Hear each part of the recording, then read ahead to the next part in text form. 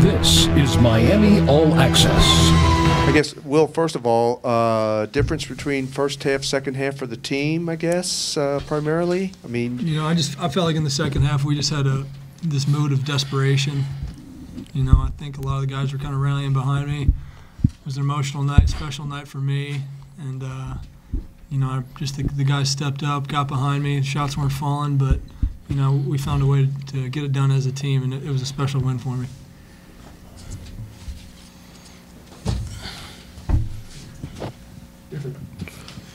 As you mentioned, I think for both teams in a way, there were times when the shots weren't falling either way. Was there any particular thing, good defense or just the way it was rolling?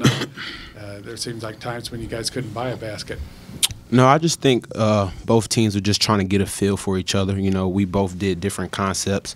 Sometimes we would send a double. Sometimes we would just go one-on-one. So I guess it was just a good job of both teams, just playing a game with each other. And eventually, it was the team who got the stops at the end that made the difference tonight. Logan seemed to, get some physicality in there at times, got some rebounds and some so forth. Any particular thing tonight? You had some big guys you were working with against, I know that. Just coaches always emphasize motor for me. I got to keep my motor running because that's what gets me going. So I just tried to get the easy baskets, the rebounds, just the easy stuff to get me going.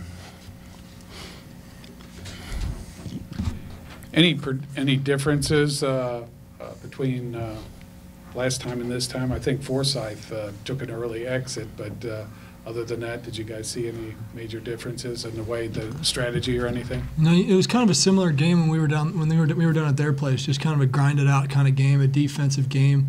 For whatever reason, we're both relatively good shooting teams, but both times we played, we just haven't been able to hit outside shots. So it was a game where that was really played inside the paint for the most part. We started attacking, getting drives going downhill. And then, on their part, we made them score over us, and sometimes they missed, and we got rebounds, and we were able to get out and run. So it was just a gritty kind of game, and we knew coming into the second half that it was going to be like that, so we just kind of took on the mood of the game and took advantage of it. Now, I think they're obviously having to use Antino Jackson more at this stage, but he looks like he's stepped in pretty well. Were you surprised at all about his ball handling or ability to distribute? You're always interested to see how a freshman reacts to an opportunity like that. Their starting point guard went down last time against us. I hope everything's okay with him, but when a freshman steps up, you're always interested to see how they react. And I feel like he's done a pretty good job. I've watched some film of their previous games. He has pretty good composure for a freshman, and we'll see how good of a run they can make going into the tournament. Logan, I don't want to embarrass this guy here, but was there any kind of a sense of, not wanting to let Will go out on a loss here? Did you guys talk about that at all, or was it just something you guys might have been thinking about? Yeah, I think everybody was thinking that. We didn't want to send Cap out on a loss. So, deep down in our minds, we just got to do it for Sully, got to do it for Sully. So that just made everybody push harder. So I had to get the win for Sully. This kind of amazes me a little bit. 2 for 4 from the line in the first half, 26 for 30 in the second half. What was the difference? Like I say all the time, we just kind of been in these situations. This isn't our first time coming down to the end. Coach always says, this game's going to be won the last 5 minutes, and we got to take it because they're not going to give it to us. So I'm not surprised, we got to the free throw line. We was in the double bonus with about 11 to go. So Coach said keep driving, keep driving, and that's what we did. And, knocking down the free throws definitely what got us to win today. So there was a little bit there where you got right up closer and closer, chipping away, and for a while it didn't seem like you were going to get over the hump, but finally you got a basket or two and finally made it out front. Was there any frustration at that point when you were just coming so close? I think that, like, just the style that we've been playing is that, you know, we get up and press, and maybe it doesn't bother teams a lot in the first half, beginning of the second half, but as the game gets going, it wears on people when you're kind of in their business the whole game. And, you know, just from experience on this little run we've had at the end of the season, we get late in games. There's always a little time in the game where teams start buckling under the pressure, and you know, that's when we're able to make runs. So we just stayed patient with them. We weren't hitting a lot of shots, but we stayed patient with the course of the game. And you know, the time came within the game when the time came where we could, you know, be the aggressor and close them out. For any of you guys, how much was and is that 8th seed on your minds, getting that home tournament game? I mean, it's something that's mildly talked about, but for the most part, you know, we just want to win these last 2 games and let the seedings take care of itself. You know, I mean, I don't think anything can get worse if we win 2 games, so that's just kind of our mindset, you know. Let the chips fall how they may, but, you know, we want to get some momentum going into the tournament, and that's most important because, I mean, once you get to Cleveland, it's a clean slate. Anybody can win that one, especially this year with such a even-keel conference. Everybody's beating up on each other. Do you have anything else? Reggie McAdams, he started training some threes there in the second half. Was he on your radar for you know, from distance? Yeah, that's what he likes to do. He's got a really quick release. So I mean, if you're not there right when he catches it, it's pretty easy for him to get it off, and he's got length.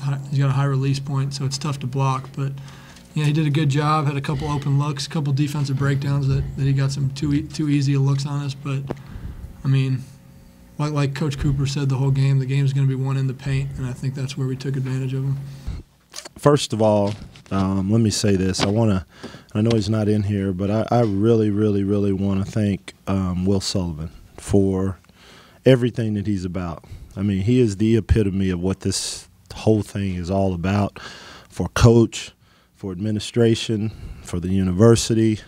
You talk about how you represent yourself, that kid gets it. And he's made himself into some kind of basketball player. And there are a lot of kids that have ability, a lot of kids have talent that never fulfill it. And then there's some kids that may not have as much natural ability and maybe as much natural talent that absolutely go above and beyond and become one hell of a player. And Will Sullivan is absolutely that. And it has been my pleasure to be able to say that I coached that kid. So, and I wish him obviously nothing but the best. Now to the game. Obviously, it was a tale of 2 halves. Trey Meyer, my assistant, said we can be bipolar offensively. And boy, oh boy, were we bipolar tonight. I think we ended up with 53 points in the second half. We struggled mightily offensively. Defensively, we kept ourselves in the game. I thought they kept themselves in the game from the 3-point line. But yet and still, we were able to still be there and be within reach. We come out in the second half and we don't start very well. And for whatever reason, it's just not right. Trust me, it drives me up a wall. But then, you know, we figure it out. I thought Logan McLane really gave us a boost there in the second half. Eric got untracked. The pressure, we were able to create some turnovers. The pressure got going. We went with the small lineup, and they were able to create some energy for us. And, you know, I talk about it again and again. There's a lot of ingredients to winning, and for us, there's, you know, a couple specific ingredients, and we were able to get to the foul line, and we make 28 free throws, 82% from the line, so that's certainly good. Tonight we have 16 offensive rebounds, which is very unusual for us. Logan certainly was a big part of that. And then, more importantly, we cut down our turnovers in the second half. We only turned the ball over 3 times. When we turned the ball over entirely too many times in the first half, and quite frankly are lucky to be down 6, I believe, going into halftime. But, you know, credit Keith and his group. They did different things on the ball screen, switched them, stayed down, you know, did a lot of different things, and they hung in there. And we didn't have an answer for Isaiah Johnson. We both had a couple of kids get injured. We had Chris Bryant. Chris Johnson's a running back, but, you know, I used to live in Tennessee. But Chris Bryant hurt his ankle, and I'm not sure what happened with McAdams. I saw him, Pat Forsythe. I saw him limping. Okay, so he hurt his toe. So we both ended up coming out to halftime, you know, with a man down. But we were able to overcome it. And, you know, kudos to our kids for that. And now we've got to get prepared for a game it doesn't matter what the records are. For us to go up to OU, and they'll be ready to play. And I know they had a tough one tonight. Questions? Yeah, I imagine, well, even though Forsyth wasn't in there that much, they still had some big guys to. Yeah. I mean, Johnson was a problem for us, and we had to change how we were guarding. We started double-teaming him in the second half, and they did a good job at times against the pressure, making the extra pass. They were making threes tonight. A couple times he was able to throw over the double team. You know, it's not the biggest double team in the country, and he was able to throw over it, and they were able to make the extra pass after he threw out of it to the corner for the threes. But then there were a couple times we were able to get there and not let him turn so easily. So, you know, we sort of found a way and willed our way. We ended up with 4 kids that were in double figures tonight. And, heck, Sully ends up with a double-double, 10 boards. And we've got Logan who has 7 and Giovanni who has 7 rebounds. So that helps, you know. And, of course, Eric was 2-1 in his assist turnover. So that's always good. I was talking to the guys about Antonio Jackson. He's doing a pretty good job for somebody not all that experienced. You think? I mean, you're talking about a kid that's a freshman. They lose their starting point guard, who was another freshman, in our game to a torn ACL. And Antonio comes up, and now he's playing extremely well. He's got his confidence going, and, you know, he was able to get in the paint a couple of different times, made some threes. And so, you know, he's going to be good. He's good now. 17 points on the road is not a bad thing to do.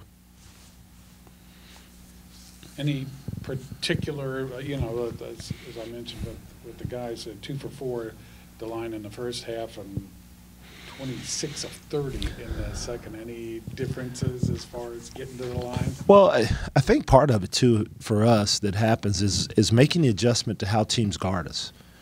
And particularly Eric and maybe how they're guarding him off the ball screens and being able to make that adjustment. And obviously you'd like to be able to make it quicker, but for him a lot of times it's seeing it and getting a feel for it. And then I thought once we were able to do that and once we were able to open up the court a little bit, we got into the paint, we got some paint touches. I mean, you know, it seems like every game I look at the points in the paint, we outscore teams in the paint.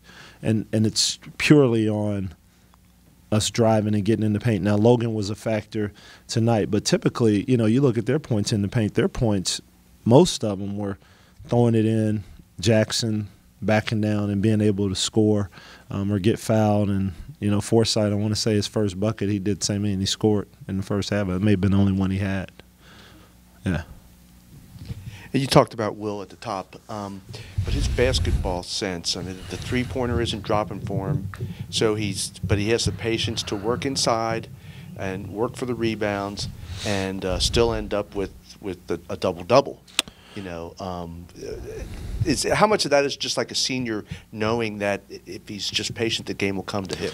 Well, I think experience is part of it and understanding to be patient. You know, I thought he was a little bit out of character in our game at Bowling Green. He was a little bit just not himself. But, you know, we challenged our kids about rebounding a ways back here. And Will Sullivan he's 6'3". And Will Sullivan's probably averaging about, 5.5 rebounds, 6.5 rebounds, 6 rebounds right in there. That's pretty damn good. And to go get 10. And so, you know, Sully's like, you know, the little dog in the next door yard. You know, sometimes there's a big dog in the yard and the big dog's friendly and you can go get the ball. And then there's the little dog who will just sit and chase you and bite you and do everything to you. That's Sully. I mean, he's not the biggest dog, but he's got a heart as big as his daggum arena. And it means something to him. And he has he plays with a sense of purpose. He has purpose in just about everything that he does. And so, you know, it's one of the things we talked to the team about, having purpose and understanding. I talked to them tonight. I said, you know, we won the game. and they legitimately know I have no clue what that does for us. I don't really worry about it. I don't know. I don't have any idea what that does for us. Seeding state, I don't know. And I don't ever look at it. Most of the times I don't know who the next team is, and everyone thinks that's weird. It's just because I never look at the schedule, and I'm one of those guys that prepares for one team at a time, so that's the only reason why. But in trying to get them to understand you get to enjoy this one tonight, we have work to do. We have work ahead of us, and you don't want to let down and lose your rhythm. And we didn't have great rhythm tonight, but I think one of the things that's happened is we've been able to find here in this last stretch, probably the last 9 or 10 games, we've been able to find ways. And I think it's the sign of a group that is starting to figure it out and a program that's figuring it out. And that's the sign of starting to become something. You know, you have to figure out different ways to be successful, and they have to buy into each other and not worry about who gets the credit, but be happy for the team's success above all.